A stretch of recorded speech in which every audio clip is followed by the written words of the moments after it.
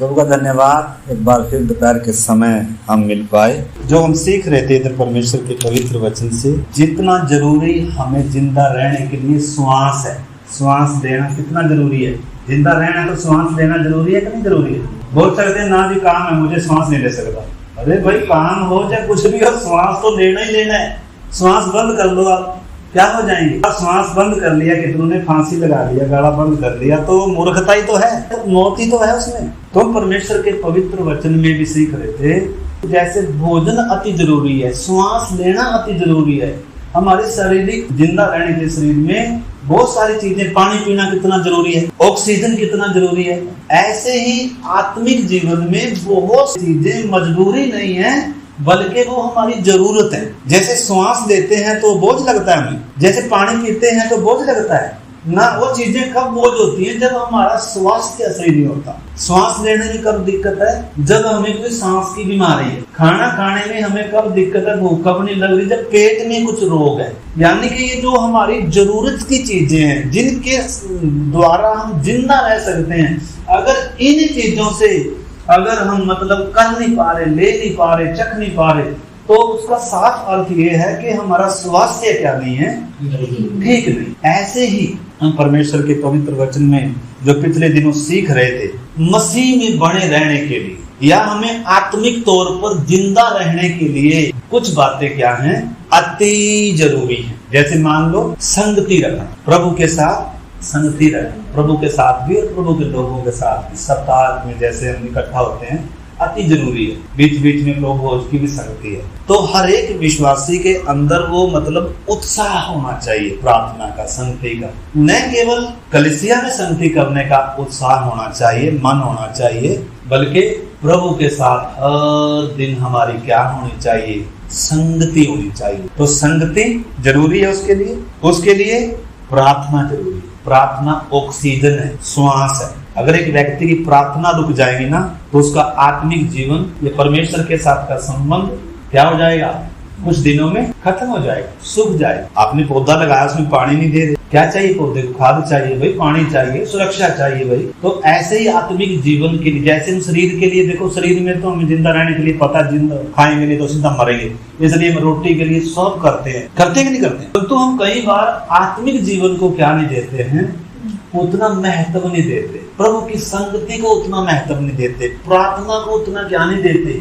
महत्व नहीं देते, और उसका असर हमारे आत्मिक जीवन पर बहुत गहरा पड़ता है। प्रभु के साथ के संबंध पर उसका असर गहरा पड़ता है मेरे प्यारे भाई बहन। तो ये मैं बार बार कहता हूँ, ये भक्ति नहीं है, ये रिवाज भी नहीं, ये संबंध प्रेम का संबंध है प्रभु के साथ, ठीक है ना। तो संगति में जब हम बने रहते हैं, प्रार्थना में जब हम बने रहते हैं, और वचन में जब हम बने रहते हैं, वचन हमारे हृदय में बना रहता है, और हम जब प्रभु के वचन में बने रहते हैं तब हम प्रभु में बने रहते हैं। हम में प्रभु बना रहता है, हम प्रभु में बने रहते हैं, शांति हम में बनी रहती है, आनंद हम में बना रहता है। और अगली बात हम देख रहे थे, विश्वास में बने रहना। विश्वास भी परखा जाता है, तो प्राण देने तक विश्वास में बने रहना, विश्वास से नहीं हो जाना। कब हम प्रभु में बने रहते हैं, कब हम जीवन में बने रहते हैं, किन किन बातों में, संगति में, प्रार्थना में, वचन में, विश्वास में, और आखिरी में हम सीख रहे थे मेरे प्रेम में बनेगा। न केवल प्रेम में बने रहना, प्रभु ने कहा तुम मेरे प्रेम में बने रहो। फिर हमने यहूदा में से पिछली बार पढ़ा था, अपने आप को न केवल उस अति पवित्र विश्वास में उन्नति करते हुए विश्वास में, बल्कि उसके प्रेम में भी अपने आप को बनाए रखो। परमेश्वर के लिए अगर हमारे अंदर प्रेम नहीं होगा ना तो मसीह जीवन में कोई आनंद नहीं होगा। अगर प्रभु से प्रेम, देखो जिसने हमें इतना प्रेम किया, जिसने हमें, यूहन्ना कहता है हम इसलिए प्रेम नहीं करते कि हमने उसे प्यार किया ना, लेकिन हम इसलिए प्रेम करते हैं कि उसने पहले हमसे प्रेम किया। तो पहल उसने करी, उसने हमें प्रेम करके दिखाया। कब? जब हम शत्रु थे, कब? जब हम बैरी थे, कब? जब हम परमेश्वर के चाहने वाले नहीं थे। जब उसने हमें प्रेम किया तब परमेश्वर कहता है जो मेरे प्रेम में बना रहे। पत्रस से वही 3 सवाल पिछली बार देख रहे थे। पतरस ने एक बार यीशु से प्यार किया, कह रहा प्रभु तेरे लिए जान दे दूंगा, सब तुझे छोड़ दे लेकिन मैं तुम्हें कभी नहीं छोड़ूंगा। लेकिन प्रभु ने कहा था तू अपने विश्वास से, अपने मानवीय प्रेम से मुझे प्रेम कर रहा अभी तक, लेकिन जो ईश्वरीय प्रेम है, जो निस्वार्थ प्रेम है, जो जान देने वाला प्रेम है, वो क्रूस के बाद आएगा। इसलिए प्रभु ने कहा था तू इससे पहले कि मुर्गा बांध दे, उससे पहले तू 3 बार मेरा क्या करेगा, इनकार करेगा। प्रभु के लिए जीने मरने की कसमें खाने वाला व्यक्ति, सब कुछ छोड़कर त्याग कर यीशु के पीछे चलने वाला व्यक्ति, लेकिन अभी तक यीशु के उस गहरे प्रेम को क्या नहीं किया था, चखा नहीं था। क्रूस की गंभीरता अभी तक क्या नहीं करी थी। इसलिए पतरस ने क्या निकाल ली, तलवार। प्रभु मैं तुझे मरने नहीं दूं। प्रभु तो मरने आया, लेकिन पतरस कह रहा है प्रभु मैं तुझे दुख उठाने नहीं दूं, तुझे मरने नहीं दूंगा। तो उसके बाद फिर प्रभु यीशु उसके पास आया, पतरस को कहा क्या तू इन सबसे बढ़कर पतरस मुझे प्यार करता है, सबसे बढ़। 3 बार प्रभु ने कहा। तो वो क्या कर रहा था, रो रहा था। उसको मालूम है मैंने प्रभु का इनकार किया है, मैंने पहले भी प्रभु से वायदा किया था, प्रतिज्ञा की थी कि प्रभु तेरे लिए जान दूंगा, लेकिन मैं उसको छोड़कर इनकार करके चला गया। तो इस समय पतरस फिर रो रहा था, टूटा हुआ था और कह रहा प्रभु तू जानता है मैं तुझे प्यार कर। लेकिन प्रभु के पीछे चलने की जो ताकत है वो प्रेम है। ये संबंध मजबूरी का नहीं है, ये कोई भक्ति नहीं है, ये कोई रिवाज नहीं है, ये प्रेम का संबंध है। और इस मार्ग पर चलने की ताकत, दुख में खड़ा होने की ताकत, निंदा बदनामी का सामना करने की ताकत, संसार के सामने, शैतान के सामने खड़ा होने की जो ताकत आती है वो परमेश्वर के प्रेम से आती है। पौलुस इसलिए कहता है कौन हमें मसीह के प्रेम से अलग करेगा, क्या तलवार, क्या जोखिम, क्या नंगाई। मतलब दुनिया में कोई ताकत ऐसी नहीं है जो हमें परमेश्वर के प्रेम से अलग कर दे। परमेश्वर ने हमें प्रेम की डोरी से खींच रहा है। पहले शैतान ने भारी जुआ रखा हुआ था, होशे में कह रहा है जैसे कोई बैल के गड़े में से जुआ उतार कर, बोझ उतार कर उसके सामने आहार रख दे, ऐसे ही मैंने तुम्हारे साथ किया और मैंने तुम्हें अपने प्रेम की डोरी से क्या किया है। मतलब परमेश्वर ने प्रेम से जगत को जीता है, परमेश्वर के प्रेम को दर्शाता है।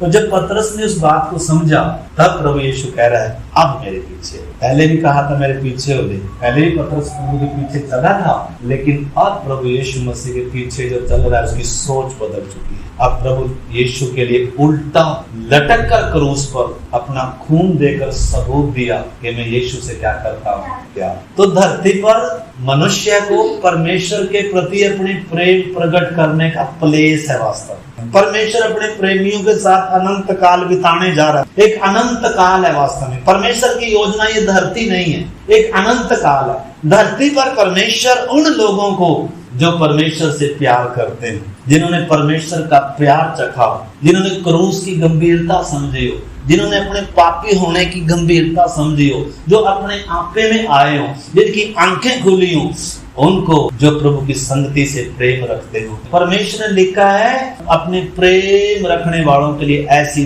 दुनिया तैयार कर रखी जो किसी की चित्त में भी नहीं आई। देखो इस चीज को जब तक हम नहीं समझेंगे, हम मतलब जैसा हमें होना चाहिए मसीह जीवन में, आत्मा में, विश्वास में, संगति में, वैसा नहीं। इस चीज को हमने अच्छे से इन बातों को समझना है। मैं मसीह में कब बड़ा रह सकता हूँ, मैं आत्मिक तौर पर कब जिंदा रह सकता हूँ, मुझे परमेश्वर की, प्रभु की संगति चाहिए। आदम ने संगति तोड़ी, पाप संगति तोड़ता है, मन मर्जी से चलना संगति तोड़ता है। पाप से प्यार करते हुए मैं प्रभु के साथ संगति नहीं कर सकता। पिछली बार भी देख रहे थे जैसे लोहा लोहे को चमकाता है, ऐसे ही मित्र का चेहरा अपने मित्र की संगति से क्या हो जाता है। तो प्रभु की संगति में अगर सचमुच में हमें वो आनंद ना हो, तो जैसा हमने आत्मिक जीवन को, प्रभु को, संगति को समझना चाहिए, वैसा अभी तक क्या नहीं किया, समझा नहीं। न केवल प्रभु के प्रेम में बने रहना, बल्कि प्रभु के प्रेम में क्या करना है, जड़ पर। अगर जड़ नहीं पकड़ेंगे, जैसे कोई पौधा जड़ नहीं लगाया तो गया है।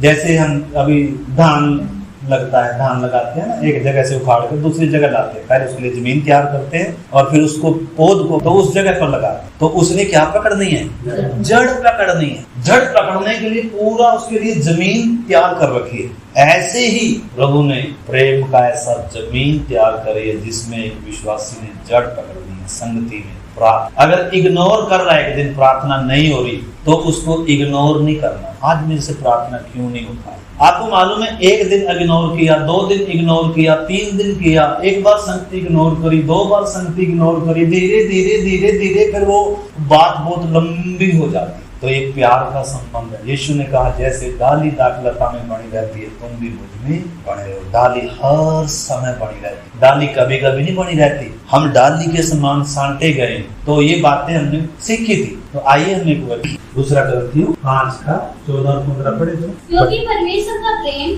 क्योंकि परमेश्वर का प्रेम हमें विवश कर देता है। विवश कर दे। प्रेम ही है जो समर्पण का आधार है, प्रेम ही है जो बलिदान का आधार है, प्रेम ही है जो एक व्यक्ति को पाप के प्रति घृणा उत्पन्न करता है। एक व्यक्ति के अंदर अगर समर्पण आना है, एक व्यक्ति ने अगर प्रभु के पीछे चलना है, निंदा सहनी है, कष्ट सहना है, तो उसके लिए स्वर्ग का लालच नहीं, उसके लिए जोर जबरदस्ती या डराकर भी नहीं, बल्कि एक व्यक्ति को परमेश्वर के प्रेम ने मजबूर करना है, विवश करना है। पहले व्यवस्था का डर था, प्रभु ने व्यवस्था हटा दी, अभी नई व्यवस्था दी प्रभु ने। मतलब इंसान परमेश्वर से प्रेम करने में नाकाम था क्योंकि अंदर पाप था, इसलिए पाप परमेश्वर से इंसान को दूर लेकर जा रहा था। दूर, पाप इंसान को परमेश्वर से दूर लेकर जाता है, दूर रखता है। वचन से दूर रखेगा, संगति से दूर रखेगा, प्रभु से दूर रखेगा। क्या चीज? पाप इतना खतरनाक है, और पापी व्यक्ति को एहसास भी पाप होने नहीं दे। प्राण को बिगाड़ेगा पाप, आत्मा को मारेगा पाप। इसलिए प्रभु ने कहा तुम मुझ में बने रहो। संगति बहुत जरूरी है। तो इधर जब पौलुस बता रहा है कि परमेश्वर का प्रेम हमें विवश कर देता है, इसलिए कि हम यह समझते हैं कि जब एक सबके लिए मरा तो सब मर गए, और वह इस निमित्त सबके लिए मरा कि जो जीवित है वे आगे को अपने लिए ना जिए परंतु उसके लिए जिए, इसके लिए जो उनके लिए मरा और फिर जी उठा। मसीह जीवन प्रभु के लिए जीना जीवन। परंतु अगर हमें प्रभु का प्रेम नहीं होगा, हम इस मार्ग पर ज्यादा दिन इजरायली बुड़बुड़ा रहे थे। परमेश्वर को धन्यवाद करने का, प्रेम करने का कितना बड़ा प्लेस था उनके पास। ताजा भोजन हर दिन आ रहा, चट्टान से पानी है, बादल के नीचे चल रहे हैं। कितना दुनिया में ऐसा अनुभव किसी जाति को नहीं मिला, किसी को ऐसा अनुभव नहीं जितना अनुभव परमेश्वर ने अपने लोगों को दिया। कैसे उनको उस लोहे के भट्ठे से छुड़ाया, ऐसा अनुभव, ऐसा छुटकारा, ये धन्यवादित होकर चल सकते थे। लेकिन इंसान की मजबूरी ये थी, इंसान का पाप से छुटकारा नहीं था क्योंकि वो तो जानवर का बलिदान था। लेकिन यीशु के बलिदान के बाद एक व्यक्ति के अंदर परमेश्वर के प्रति जो प्रेम का सोता फूटना है, जो परमेश्वर के साथ रिश्ता बनना है, क्योंकि अपने आप में आ गया, पाप का भी चख लिया उड़ाऊ पुत्र के समान, सोरों का खाना खाकर देख लिया, अनाज्ञाकारिता करके देख ली, आंखें अब खुली जाकर क्रूस पर चढ़ाकर प्रेम समझ में आया।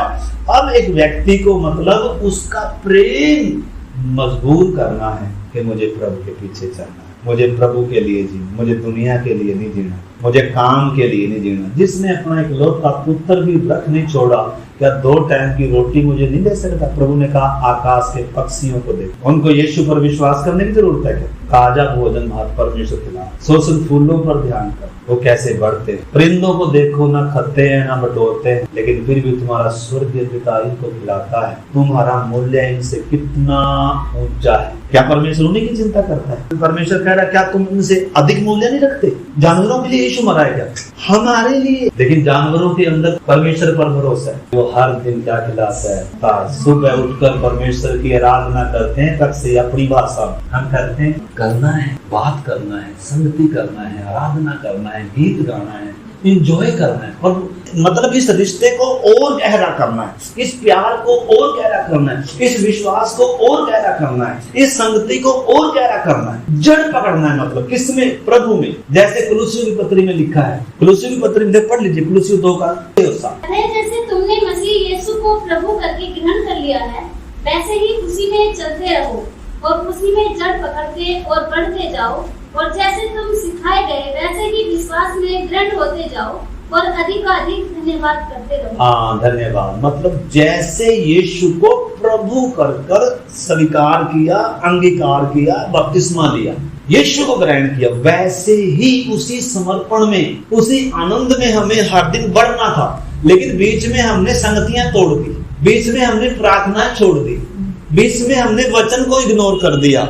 इस करके दूरी थोड़ा क्या होगी, बढ़ गई, लेकिन प्रभु आज वही खड़ा हो। लेकिन प्रभु चाहता है आप जहां से आप हटे, इसलिए प्रभु ने कहा, पिछली बार भी हम देख रहे थे, प्रभु कह रहे मैंने तेरे विरुद्ध कुछ कहना है, कह रहा तूने पहला सा प्रेम छोड़ दिया, सचेत कर तू कहां से, जहां से गिरा है वहीं उसी जगह पर, उसी समर्पण, पहले के समान का। मतलब ये मजबूरी का संबंध है। अगर तुझे अच्छा लगता है, तुझे मेरे प्रेम पर, मुझ पर भरोसा है कि मुझे प्रेम करता है, मेरी चिंता करता है, ये प्रेम का संबंध है। इसलिए प्रभु ने कहा यदि कोई मेरे पीछे आना, प्रेम की डोरी से खींचता, जबरदस्ती नहीं करता, रस्से से नहीं खींचता। प्रभु किसी के ऊपर जुआ लेकिन तो भी रखता है जुआ, लेकिन मेरा जुआ अपने ऊपर उठा लो, क्योंकि मेरा बोझ हल्का और मेरा जुआ क्या है, तो मेरी बात समझ रहे हो। नहीं तो ऐसे संगति में देखो आने से लाभ हमें कब होगा, जब हम प्रभु में बढ़ेंगे, प्रभु के साथ की संगति में बढ़ेंगे, जब हम व्यक्तिगत रीति से, मतलब हमारा प्रार्थना का समय बढ़ेगा।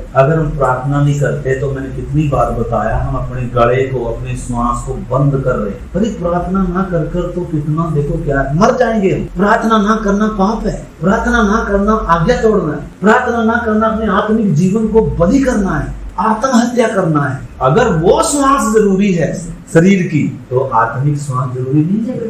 तो कौन सी बुद्धि माननी होगी गला बंद करके, कौन सी बुद्धि माननी होगी संगति छोड़कर, कौन सी बुद्धि माननी है भाई? क्या बोल सकते हैं जी मेरा पापा ऐसा है, क्या बोल सकते हैं जी मेरा पास्टर ऐसा है, क्या बोल सकते हैं मेरी माता, मेरी बहन, मेरी पत्नी, मेरा पति ऐसा है, इसलिए मैं प्रार्थना नहीं कर पा रहा। ये कोई बहाना नहीं। हम बहुत बार क्या कर देते हैं, इन चीजों को आगे लागे और हम प्रार्थना में नहीं आते, हम संगति नहीं कर रहे। अरे व्यक्तिगत हर रोज प्रभु के साथ क्या करें, बातचीत करें, आनंद लें, इंजॉय करें। लेकिन अगर पाप में इंजॉय कर रहे हैं तो फिर संगति में इंजॉय नहीं आएगा। दो चीजों में इंजॉय नहीं कर सकते। अगर पाप में इंजॉय कर रहे हैं तो फिर कौन सा आनंद खत्म हो जाएगा, आत्मिक आनंद खत्म हो जाएगा। अगर हम फेसबुक, इंस्टाग्राम, ये वो इन चीजों में मजे ले रहे हैं, दुनिया की बातों में, संसार में मजे ले रहे हैं, तो फिर परमेश्वर की उपस्थिति में मजा आएगा नहीं। यहाँ बैठकर फिर हम क्या ही देखें, अरे कब टाइम हो पूरा और हम चले। यहाँ बैठकर हम उब जाएंगे परमेश्वर की उपस्थिति में, तो जबकि आनंद की भरपूरी है, क्यों परमेश्वर मुझे अपनी उपस्थिति नहीं दे रहा? कुछ कारण है। तो इन दिनों उस कारण को हमने क्या करना है, पहचान। अगर कहीं से गिरे हैं, अगर हमने पहला सा प्रेम छोड़ दिया, प्रभु कह रहा है मन फिरा और पहले के समान क्या कर। कितने मतलब मौके देता है परमेश्वर। ऐसा नहीं है कि हम एक बार गिर गए तो प्रभु बोलेगा अब नहीं आना। नो, प्रभु एक कलीसिया कह रहा है, तो कहता तो है मैं जीवित हूँ, लेकिन वास्तव में है मरा। तो भी क्या कह रहा है, मरे हुए को भी मौका दे रहा है, कह रहा है मन फिरा, सरगर्म। चाहे कितना भी एक व्यक्ति क्या हो गया हो, गुनाह में गिर गया, तो भी मौका दे। जब तक जिंदा है ना, जब तक प्रभु आ नहीं रहा, तब तक मौका ही मौका है मेरे प्यारे। तो हमने समझना है कैसे मैं मसीह में बना रह सकता हूँ और विश्वास में और उसके प्रेम में उन्नति कर सकता हूँ, बढ़ सकता हूँ, अधिक धन्यवाद कर सकता हूँ और उसके लिए फल ला सकता हूँ, उसके लिए जी सकता हूँ। हमें इस ऊंची बुलाहट के लिए बुलाया गया। ये कोई भक्ति का मार्ग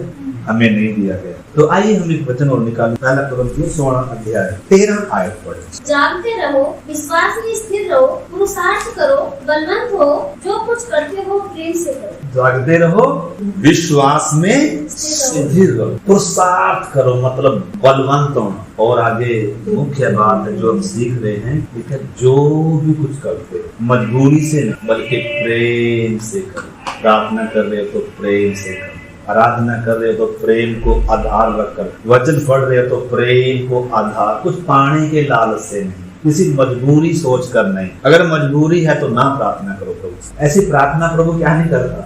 प्रभु से प्रार्थना करना कोई भक्ति थोड़ा है। प्रभु से प्रार्थना करना तो कितना ऊंचा अनुभव है मेरे प्यारे भाई का। प्रार्थना एक ऐसी चीज है जो हमें परमेश्वर के करीब ले आती है और जो परमेश्वर को भी हमारे करीब ले आती है। तो इन दिनों हम क्या करना है, सुस्ती को त्यागना है। आपको मालूम है ज्यादा खाना, ज्यादा सोना सुस्ती पाप है। ज्यादा संसार की चिंता करना भी क्या है, ये भी क्या है, हमारे आत्मिक जीवन को क्या कर देगा, खत्म कर देगा मेरे प्यारे। तो इस करके इन्हीं दिनों हम क्या करें, इन्हीं दिनों इधर प्रभु का वचन कहता है जो भी कुछ करो किससे करो, प्रेम से करो। और इसका 22 वचन पढ़ी जरा, वचन क्या कह रहा है, यदि कोई प्रभु से प्रेम ना रखे तो वह शापित हो, हे हमारे प्रभु आ। मतलब पौलुस कह रहा है, कलीसिया को सिखा रहा है प्रभु के साथ कैसा संबंध होना चाहिए। वो कह रहा है पहले हम क्या थे, लेकिन परमेश्वर ने अपनी आत्मा से हमें धोया है, अपने लहू से हमें धोया है, हमें अपना निवास स्थान बनाया है। इसलिए हमें परमेश्वर से क्या करना चाहिए? जो प्रभु से प्यार न करे,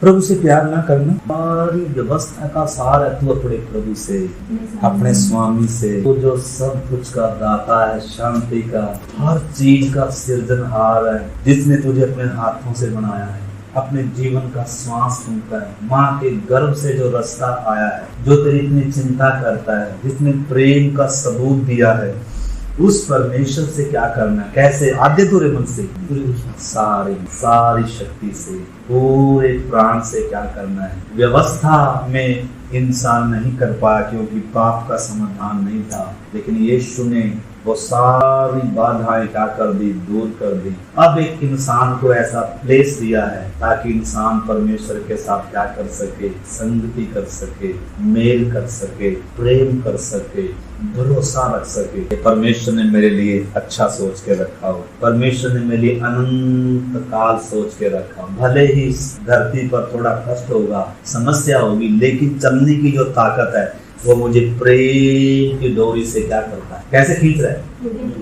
प्रेम। तो अगर वो प्रेम ना हो मेरे प्यारे भाई बहन, तो हम इस मार्ग में ज्यादा चल नहीं पाए, हम प्रभु में बने नहीं रहते। तो कब हम प्रभु में बने रहते हैं? जब हम प्रेम में बने रहते हैं। यूहन्ना 15 अध्याय 8-9 में हमने पढ़ा था, वो सब वचन हमने पढ़े हुए। इसी रोमियो की पत्री और 8 अध्याय 35। कौन हमको मसीह के प्रेम से अलग करेगा? कौन हमको मसीह के प्रेम से अलग करेगा? पौलुस चैलेंज कर रहा है। हमें तो क्या ही कर देता है? प्रभु के प्रेम से, संगति से अलग कोई कर देता है। कंपनी के मालिक ने कहा ना, या हमारी छोटी सी इच्छा हमें क्या कर देती है? प्रभु से अलग कर देती है। लेकिन चैलेंज है भाई जी, प्रभु का प्रेम इतना ताकतवर है, मतलब जो इस प्रेम की डोरी से बंध जाता है, मतलब जो इस प्रेम में जड़ पकड़ लेता है, मतलब वो चैलेंज कर रहा है। आपको मालूम है पौलुस ने यीशु से ज्यादा कष्ट उठाए शरीर, कितनी बार कोड़े खाए, कितनी बार बैंते खाई, भूखा रहा और निंदाओं में, जोखिमों में, मतलब परमेश्वर के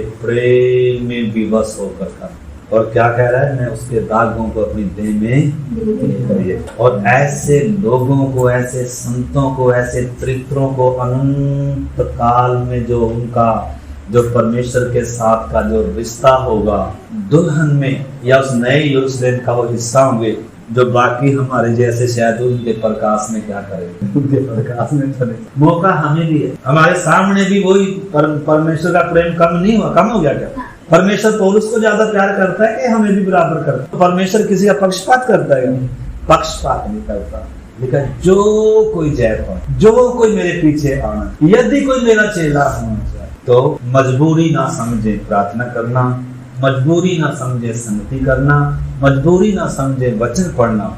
मतलब इनमें तो हमारा आत्मिक जीवन ही इन चीजों में है। जब हम श्वास लेते हैं तो श्वास लई क्यों नहीं जा रही? हमारा एक विश्वासी है चला शाहजहांपुर में, उसे श्वास नहीं ली जाती। क्यों नहीं ली जाती? दमा है, दमा या श्वास की बीमारी है। ऐसे ही अगर हमारे से मतलब प्रभु के साथ बैठकर कुछ समय बिताया नहीं जा रहा, वचन के सामने प्रभु के साथ अगर हम प्रार्थना नहीं कर पा रहे, तो कहीं ना कहीं मेरे प्यारे भाई बहन हमारी सुस्ती है, हम इग्नोर कर रहे हैं इस रिश्ते, इस प्रेम में हम जड़ नहीं पकड़ रहे, हम विश्वास में, प्रभु के प्रेम में क्या नहीं हो रहे हैं। थोड़ा सा पढ़ लीजिए आगे लिस्ट क्या बता रहा है। कौन हमको मसीह के प्रेम से अलग करेगा? क्या क्लेश, संकट, क्या उपद्रव, या अकाल, या नंगाई भी, या जो कोई भी चीज, कंगाली भी नहीं, आपके पास खाने के लिए भी कुछ ना हो ना, तो भी परमेश्वर के प्रेम की जो ताकत है, मतलब आप प्रभु से अलग नहीं हो सकते।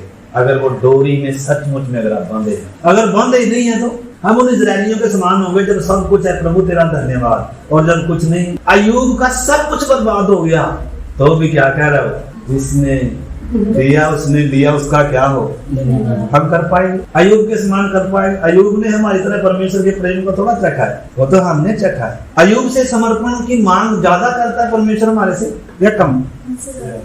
हमसे ज्यादा उम्मीद करता है जिसको प्रेम दिखाया। लेकिन अय्यूब का समर्पण हम देखें, एस्तेर का समर्पण हम देखें, मूसा का समर्पण हम देखें, पुराने समय के संतों का समर्पण देखें। मूसा जब सियाना हुआ तो क्या किया, क्या छोड़ा बताओ? निंदा चुनी उसने, मसीह के लिए निंदित होना चुना। 40 साल भूखा रहे, बकरियां चरानी पड़े, वो सोचा ही नहीं परिणाम क्या होगा, वो सोचा ही नहीं है। परंतु जब उसने निर्णय लिया पाप में थोड़े दिन के सुख भोगने से परमेश्वर के लोगों के साथ दुख भोगना क्या समझा, मिस्र का बड़ा भंडार छोड़ दिया। तो ये पुराने समय के संत जो परमेश्वर के मित्र कहलाए, जो परमेश्वर के मन के अनुसार के व्यक्ति कहलाए, जो परमेश्वर के विश्वास योग्य दास कहलाए, जो परमेश्वर के साथ चले।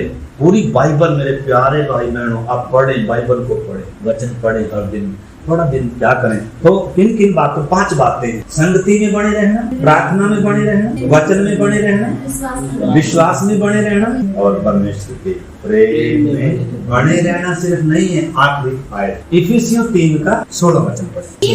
अपनी महिमा के धन के अनुसार तुम्हें यह दान दे कि तुम उसकी आत्मा से अपने भीतरी मनुष्य तत्व में सामर्थ पाकर बलवंत बनते जाओ और विश्वास के द्वारा मसीह तुम्हारे हृदय में बसे कि तुम प्रेम में जड़ पकड़कर मतलब अपने भीतरी मनुष्यत्व में उसकी आत्मा के द्वारा। तो अगर हमने अपने भीतर के मनुष्यत्व में देखो जड़ नहीं पकड़ेंगे, हमारा भीतरी मनुष्यत्व अगर कमजोर है बताओ तो क्या होगा। पवित्र आत्मा परमेश्वर में क्यों दिया?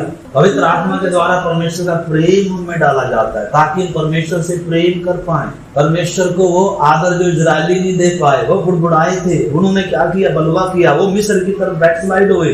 परमेश्वर ने हमारे सामने रखा है, वो इसलिए काट दिए गए कि वो फल नहीं लाए। उनको काट कर हम तो जंगली थे लेकिन हमें उत्तम जलपाई में साँट दिया गया, सच्ची दाखलता में हम लाए गए मेरे प्यारे भाई बहनों। और सच्ची दाखलता में डाली ने उसके साथ बने रहना, उसके प्रेम में, संगति में, वचन में। ये मजबूरी नहीं है, ये हमारा जीवन है, ये रिवाज नहीं। तो इधर हमने क्या पढ़ा, उसकी आत्मा के द्वारा अपने भीतरी मनुष्यत्व में क्या करना है, बलवंत होना, सामर्थ पाकर बलवंत हो और उसके प्रेम में जड़ पकड़। उसका प्रेम की गहराई कितनी, नींव डालना, उसके प्रेम की गहराई कितनी है, चौड़ाई कितनी है, वर्णन से क्या है वहाँ। और बहुत सारी बातें पहले करूँ 13 में आप पढ़ लो। प्रेम को सबसे ऊंचा लिखा है। अगर मैं सब कुछ करूं, अगर प्रेम ना, प्रभु कह रहा है अगर तू प्रेम नहीं करता तो सब चीजों का कोई फायदा नहीं। तूने पहला सा प्रेम छोड़।